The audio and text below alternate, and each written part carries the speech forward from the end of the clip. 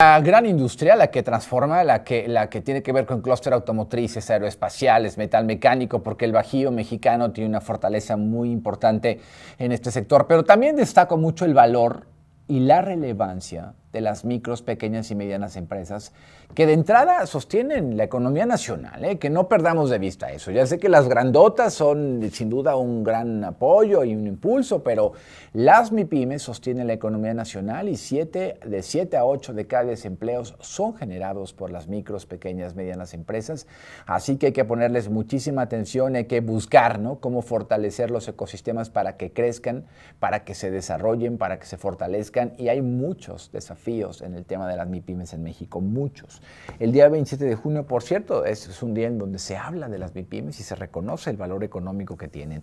Voy a conversar sobre ello con el director general del Centro de Competitividad de México. Él es Juan Carlos Ostolaza, a quien me da mucho gusto recibir desde el Bajío mexicano en Así las Cosas. ¿Cómo estás, Juan Carlos?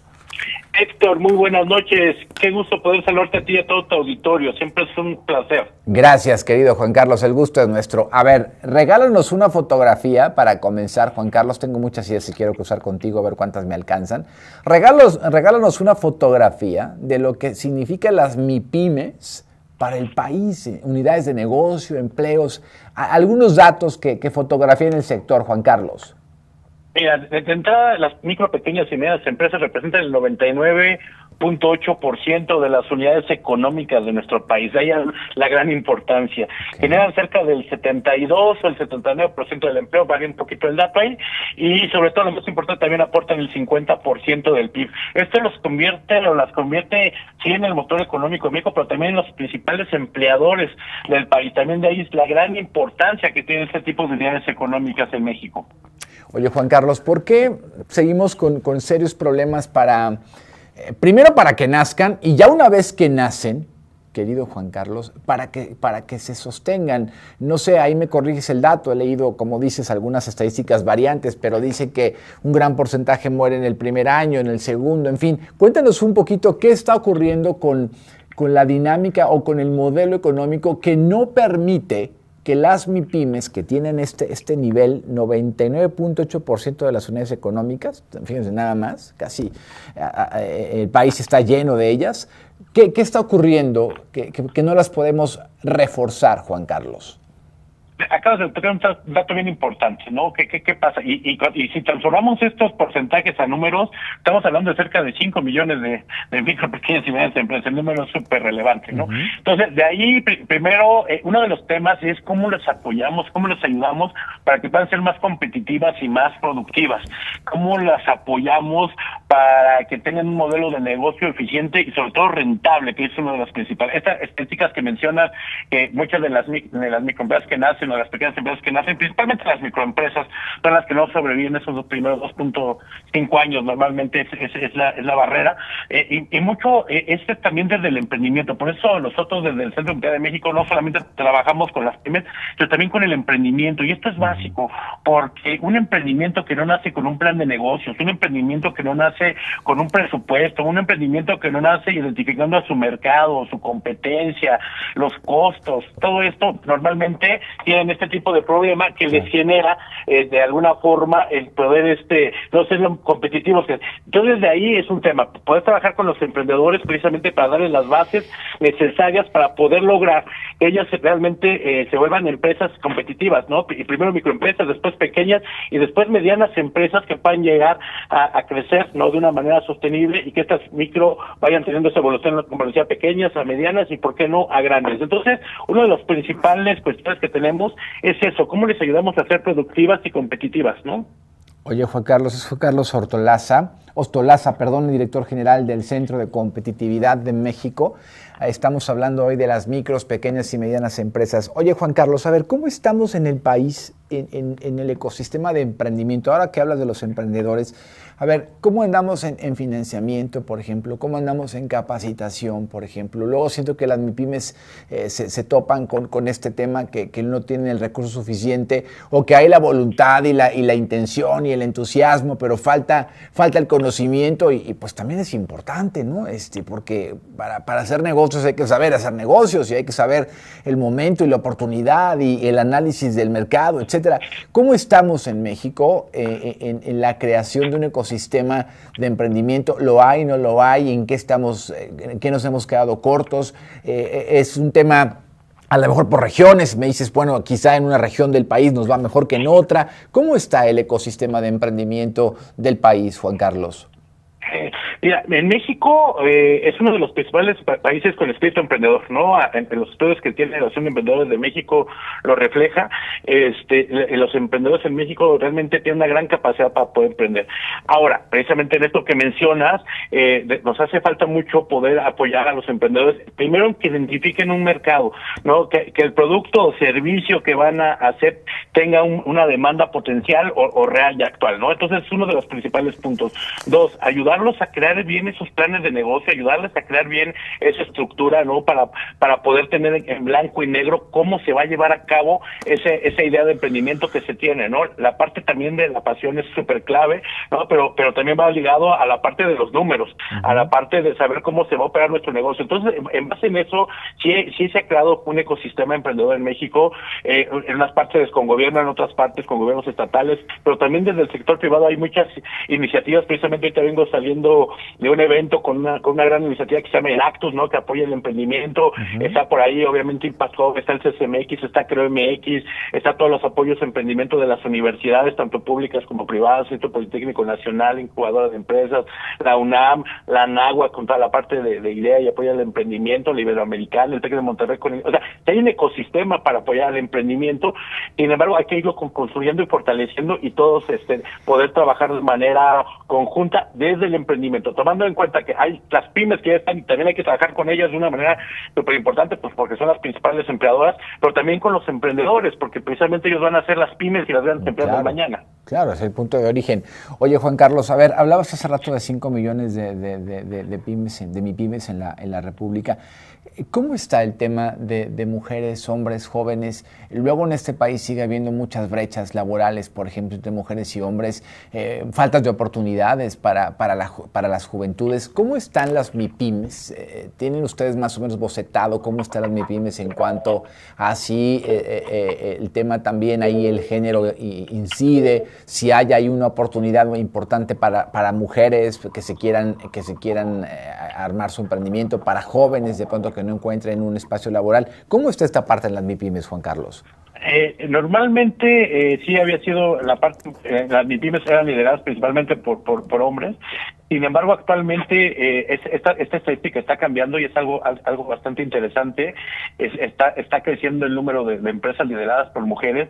Yo creo que ahorita en México lo estamos viviendo, ¿no? Por primera vez tenemos una presidenta electa mujer, la presidenta de la Corte es mujer, y esto también se está empezando a ver en las empresas, principalmente en las micro pequeñas. Se ha habido un caso ahí interesante de cómo está creciendo esto. Hay mucho que trabajar todavía en este sentido. Sin embargo, creo que es un tema que ha venido evolucionando y creciendo para bien, ¿no? Entonces, en ese sentido, pues yo creo que mucho también de los apoyos o de todo este ecosistema debe ir también acompañando, ¿no? A que las mujeres emprendedoras vayan transformando ese emprendimiento en empresas que vayan realmente teniendo cada vez un mayor impacto en la economía, ¿no? Y de verdad, digo, todavía, como dices, hay una gran brecha, pero ya se empieza a ver ese movimiento y empieza a crecer el número de microempresas pequeñas y medianas empresas lideradas por mujeres. Oye, dime otra cosa. ¿Cómo estamos en los programas de financiamiento, de apoyo, el que da tanto pues los gobiernos, el federal, los locales, los municipales, la banca privada? ¿Cómo estamos, Juan Carlos, en este tema? Porque al final a veces puede haber un buen modelo de negocio, una muy buena idea, muy bien cimentada, un entusiasmo muy bien forjado del empresario, pero a la hora de los dineros no te alcanza. A ver, ¿cómo estamos en México? ¿Cómo le fue a este gobierno que termina en el tema de los MIPYMES? ¿Se apoyaba a los MIPYMES? ¿No se apoyaba apoyó a las MIPYMES, los gobiernos subnacionales, los estados, los municipios? ¿Cómo está esta parte? Acabo de tocar otro tema muy relevante, la parte de financiamiento.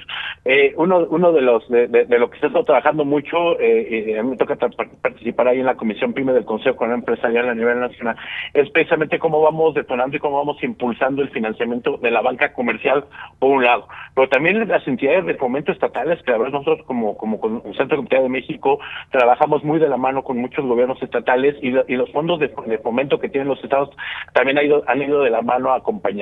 Y otro actor clave no es la banca de desarrollo, NAFIN, Bancomex, que realmente han trabajado de manera ahí en conjunto con los estados y también con el sector privado para generar este tipo de financiamiento. Hay mucho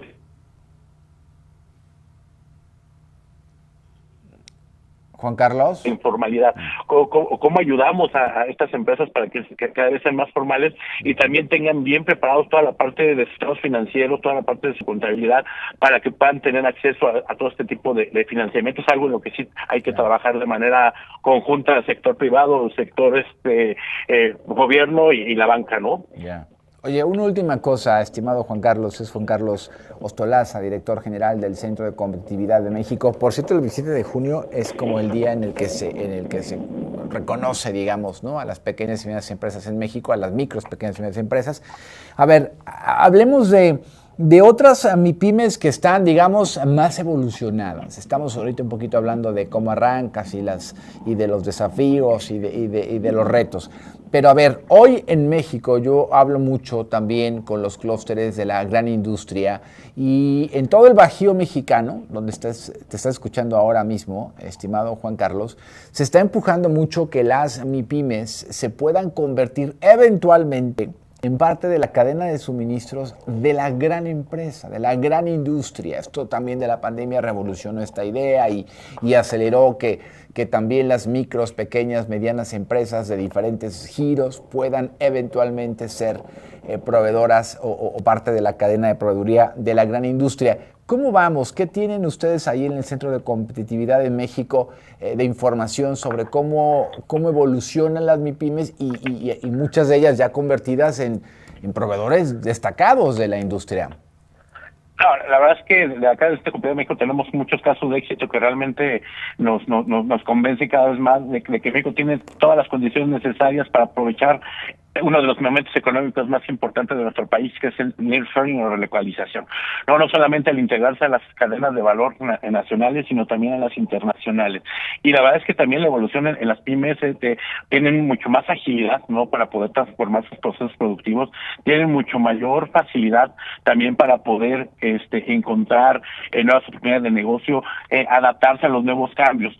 Y algo que, hablando precisamente de esta cuestión de insertarse a cadenas de valor, y me voy a echar por ahí un comercial, 30 y 31 de julio, precisamente en Querétaro, en el Bajío, tenemos un encuentro de negocios donde asisten más de 20 grandes empresas, más de 100 compradores, precisamente buscando a pymes que se puedan integrar, ¿no?, a estas cadenas de valores. Lo estamos haciendo en alianza con el gobierno del Estado de Querétaro, con la Secretaría de Desarrollo Sustentable, con el Marco del PRET, el secretario, que va a ser un gran aliado precisamente para trabajar en conjunto, ¿no? Como todos sabemos, Querétaro es un ejemplo de la industrialización y sobre todo de desarrollo empresarial en nuestro país, y ello es una muestra, ¿no?, este tipo de encuentros de negocios que se van generando precisamente para poder integrar estas pymes que se han venido desarrollando, que han elevado sus procesos productivos, sobre todo sus estándares de calidad, la parte de certificaciones, que es lo necesario. De verdad es que tenemos la mayor oportunidad económica desde hace mucho tiempo en nuestro país.